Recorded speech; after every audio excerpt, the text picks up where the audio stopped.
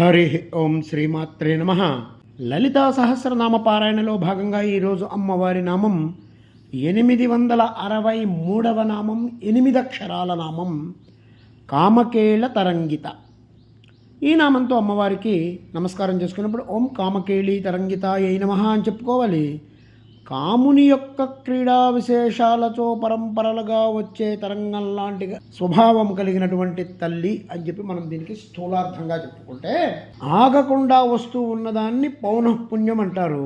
తరంగం అంటే అదే. తరంగితం అంటే నిరంతరాయం, అనంతం.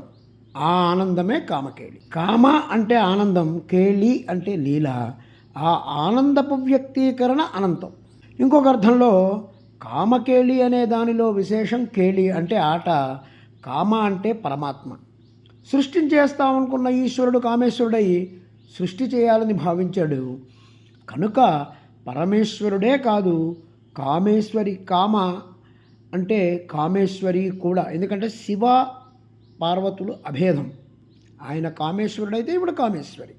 కామేశ్వరి కామేశ్వరుడు కలిసి కామశబ్దం సృష్టి స్థితి సంహార అనుగ్రహ తిరోధానాలు అనేటువంటి పంచకృత్యాలతో ఈ ప్రపంచమంతా కూడా వాళ్ళ యొక్క కేళి అంటే వాళ్ళ యొక్క క్రీడ.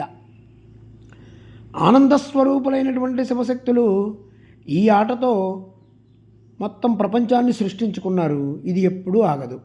జననం తర్వాత మరణం, మరణం తర్వాత మళ్ళీ జననం, ఉదయం తర్వాత రాత్రి, రాత్రి తర్వాత మళ్ళీ ఉదయం. ఇట్లా ఈ జగత్తంతా ఒక సైకిల్ లాగా తిరుగుతూనే ఉంటుంది.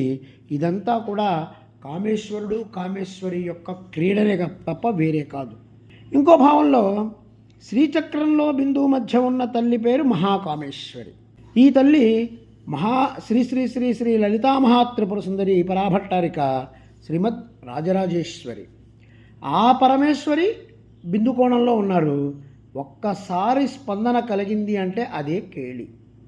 ఆ స్పందన రాగానే త్రికోణ చక్రం, అష్టదళ పద్మం, షోడశదళ పద్మం, అష్టత్రికోణ చక్రం, 2 10 త్రికోణ చక్రాలు, 14 త్రికోణ చక్రాలు, 1 అష్టదళ పద్మం, షోడశదళ పద్మం, చతురస్రం, ఇట్లా అనేక తరంగాలుగా శ్రీచక్రం విస్తరిస్తుంది.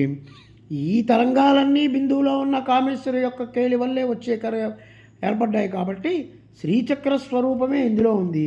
ఇది కూడా మనం ఒక అర్థంగా భావన చేసుకోవచ్చు. ఆ తల్లిని శ్రీచక్ర రూపంలో భావన చేసుకుంటూ ఓం ఐం హ్రీం శ్రీం కామకేళి తరంగితాయై నమః, శ్రీమాత్రే నమః, శ్రీ మహారాజ్ఞే నమః, శ్రీమత్సింహాసనేశ్వర్యై నమః.